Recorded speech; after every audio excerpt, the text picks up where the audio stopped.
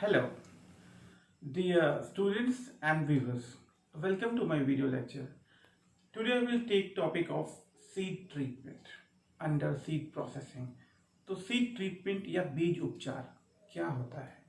Seed treatment basically seeds को different type के chemical से ट्रीट करना सीड ट्रीटमेंट होता है, जिससे सीड्स को डिफरेंट सीड बॉर्न डिजीज या सॉइल बॉर्न डिजीज या फिर स्टोरेज कंडीशन में फंगल इन्फेक्शन से होने वाली डिजीज से बचाया जा सकता है। तो आइए आज के लेक्चर में आपको इससे और विस्तृत जानकारी से अवगत कराते हैं। सीड क्वालिटी, बीज गुणवत्ता होने के बाद भी बीजों में डिजीज हो जाती है, जो कि सीड बॉर्न या बीज जनित डिजीज होती है, और साथ में बीज ढेर में, बीज स्टोरेज में रहने की वजह से स्टोर्ड ग्रीन पेस्ट आ जाते हैं, जो कि सीड का बहुत बहुत महत्वपूर्ण समस्या पैदा करते हैं।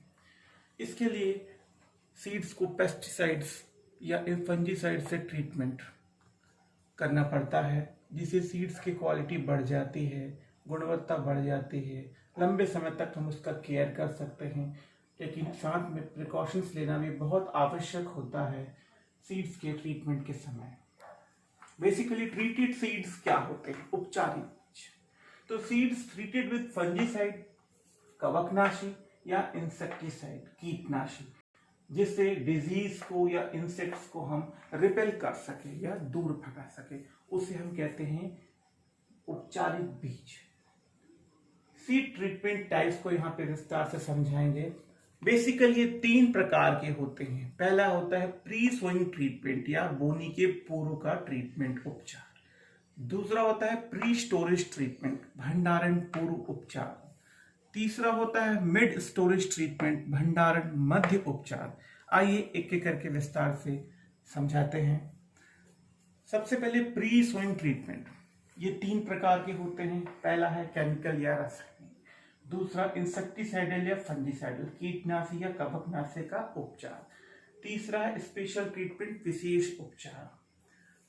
पहला केमिकल ट्रीटमेंट, इस ट्रीटमेंट या उपचार में बीजों को विटामिन या माइक्रोन्यूट्रिएंट या अदर सॉल्यूशन के घोल में डुबाया जाता है, जिससे उनकी जर्मिनेशन, अंकुरण क्षमता या विगर, ओजस्विता बढ़ जाती है। उदाहरण के लिए पैडी या धान को 1% पोटेशियम क्लोराइड में 12 घंटे के लिए भिगोने से के बाद उसको सुखाने से उनमें जर्मिनेशन, विगर पोटेंशियल और साथ में ही ड्रॉट कंडीशन की कैपेबिलिटी बढ़ जाती है।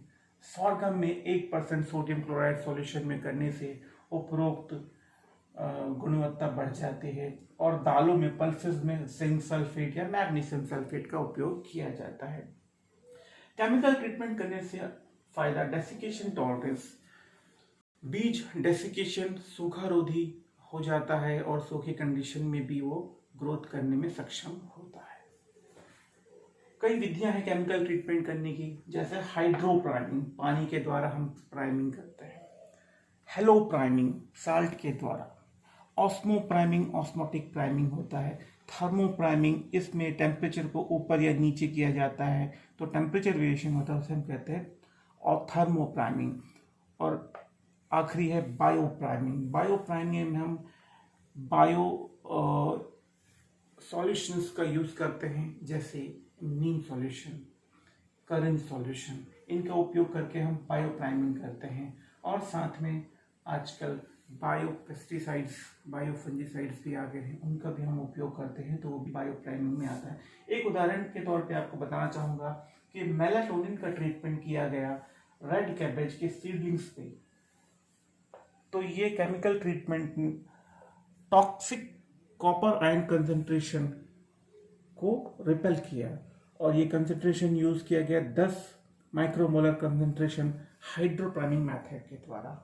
तो इस तरीके से केमिकल सॉल्यूशंस की ट्रीटमेंट भी बहुत ही कारगर सिद्ध होती है। आइए दूसरा है इंसेक्टिसाइडल या फंजीसाइडल ट्रीटमेंट। यह मुख्यतः बीज के हेल्थ, सीड हेल्थ को बनाए रखता है। इसकी 3 विधियां हैं, सीड डिसइंफेक्शन, सीड डिसइंफेस्टेशन और सीड प्रोडक्शन। पहला है सीड डिसइंफेक्शन।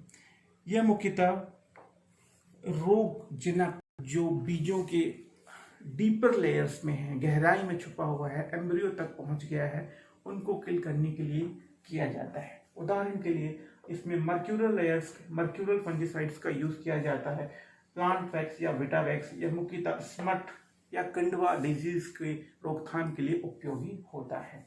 नॉन मर्क्यूरल्स में थायरम या बेबिस्टिन का उपयोग किया जाता है। दूसरा है डिसइंफेस्टेशन। यह मुख्यतः सरफेस स्पोर्स, जो सरफेस के ऊपर में स्पोर्स, फंजीसाइडल स्पोर्स होते हैं, उनको किल करने के लिए उपयोग किया जाता है। इसके लिए मैनैप या जिनैप का उपयोग किया जाता है।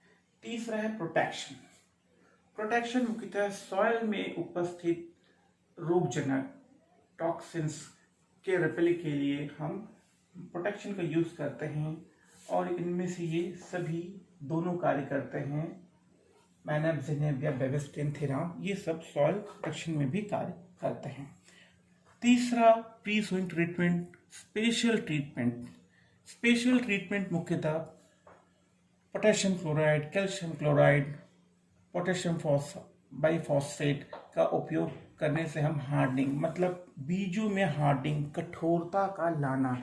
कठोरता दो तरीके से लाई जाती है, एक ड्रॉट टॉलरेंस, सूखा रोधी, और दूसरा कोल्ड टॉलरेंस, शीत रोधी। दूसरी विधि है स्पेशल ट्रीटमेंट में फोर्टिफिकेशन। जब हम सीड्स को स्पेसिफिकली किसी न्यूट्रिएंट से फोर्टिफाई करते हैं, ऐड करते हैं, तो उसे हम कहते हैं फोर्टिफिकेशन, कुछ एक्स्ट्रा देना। फोर्टिफिकेशन के लिए मुख्यतः मैंगनीज सल्फेट का यूज किया जाता है 0.5 to 1% के रूप में। तीसरी स्पेशल ट्रीटमेंट विधि है मॉइस्ट सैंड कंडीशनिंग। इस विधि में बीजों को सैंड के साथ में मॉइस्ट किया जाता है, मिक्स किया जाता है, और मॉइस्ट कंडीशन 5 से 10% का मॉइस्चर कंटेंट होना चाहिए। ये इस विधि से भी बीजों में जर्मिनेशन या विगर की बढ़ोतरी होती है। चौथा है सीड पैलेटिंग। सीड पैलेटिंग छोटे बीजों के ऊपर में एक कोट चढ़ाना, जिससे उसको न्यूट्रिशन का सप्लीमेंट पैलेट के माध्यम से मिल जाए। यह मुख्यतः छोटे बीजों के लिए उपयोगी है। छोटे बीज छोटे होने की वजह से बीज दर का अनइवन होना प्रॉब्लम करता है, इसलिए सीड पैलेटिंग हम न्यूट्रिशन कोटिंग कर सकते हैं। इससे हम बीजों के साइज को बढ़ा सकते हैं, बीज दर को कम कर सकते हैं, और यह एक उदाहरण के रूप में एरियल सोइंग के रूप में उपयोग होता है। वायु से, हवा से हम बोनी करते हैं हेलीकॉप्टर्स के माध्यम से। यह मुख्यतः फॉरेस्ट के बीज सीड्स को प्रोपेगेट करने में हेल्पफुल होता है। उदाहरण के लिए यह आपका गम प्लांट्स में उपयोगी है। इसमें एडहेसिव, चिपकने वाला पदार्थ, इनर्ट मैटर होना चाहिए, और प्लांट प्रोड्यूस हम इसमें यूज कर सकते हैं, जैसे नीम खली, नीम केक, ग्वार केक, इनका उपयोग करते हैं। और साथ में इनमें ग्रोथ प्रमोटर हार्मोन्स भी होते हैं, जो सीड्स को बढ़ने में हेल्प करते हैं। अगली विधि है सीड इन्फ्यूजन। सीड्स में इन्फ्यूज करना न्यूट्रिशन का बाय सॉल्वेंट के माध्यम से। सॉल्वेंट होते हैं एसीटोन या मिथाइल क्लोराइड। इसके माध्यम से सीड्स में हम न्यूट्रिशन का इन्फ्यूजन कर सकते हैं, और सीड की हेल्थ के साथ में वेल्थ को बढ़ा सकते हैं। अगली विधि है ऑस्मोटिक प्राइमिंग। ऑस्मोटिक प्राइमिंग यह एक कॉस्टली विधि है। इसमें बड़े सीड्स का ही उपयोग किया जाता है, और केमिकल एक पॉलीइथिलीन ग्लाइकोल, जो एक इनर्ट मटेरियल है और स्लो इन्फ्यूजिंग मटेरियल है, इसका उपयोग किया जाता है, और इसके माध्यम से न्यूट्रिशन को ऐड किया जाता है सीड्स में।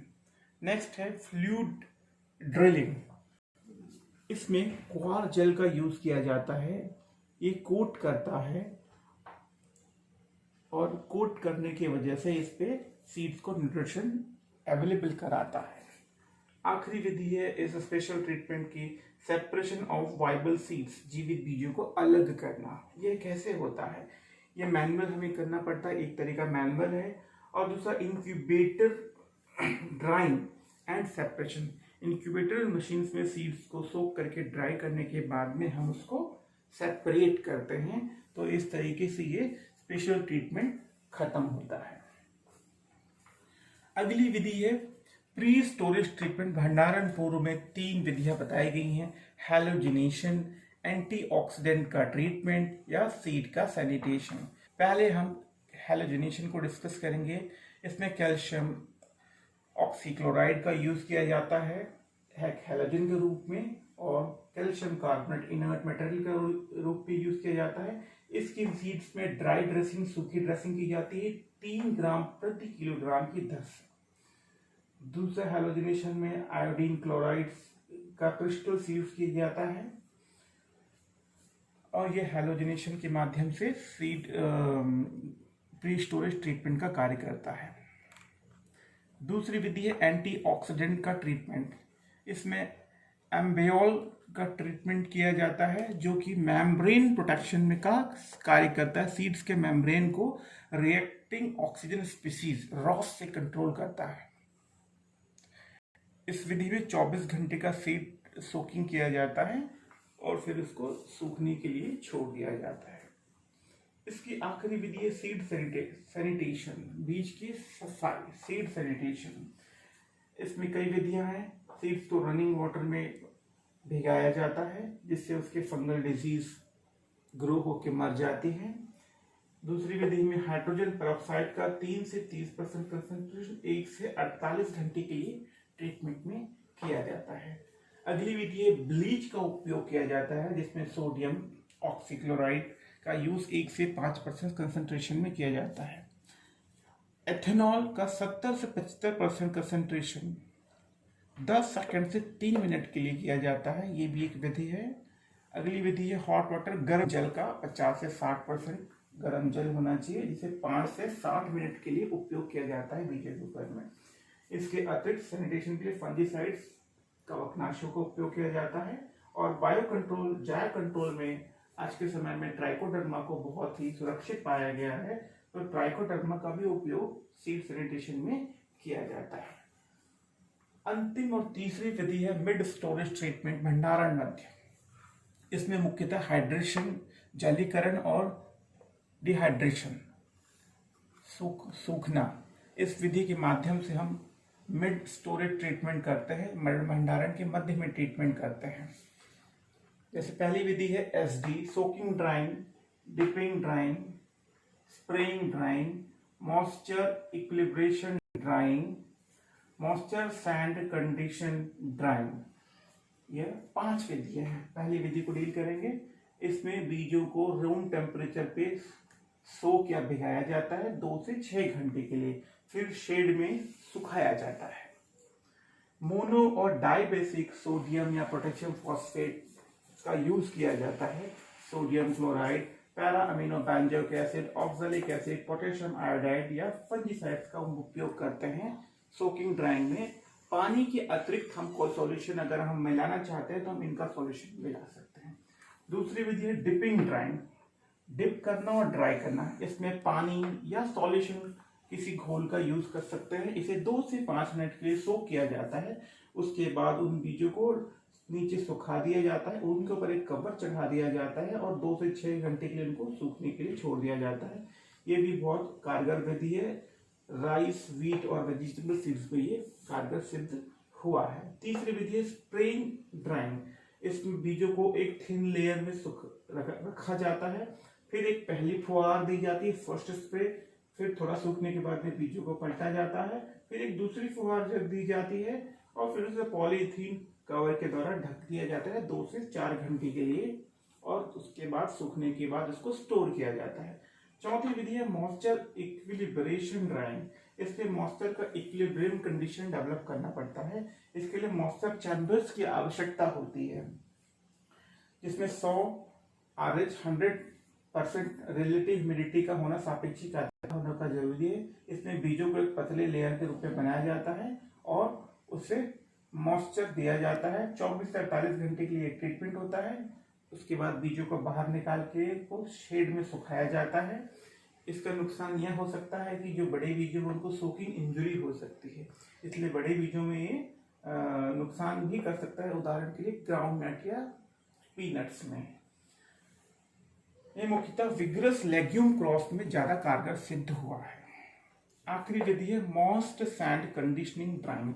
इसमें बीज और मॉइस्ट या गीली रेत का उपयोग किया जाता है 1 से 3 अनुपात के बीच में, 1 अनुपात बीज और 3 अनुपात मॉइस्ट सैंड का यूज किया जाता है।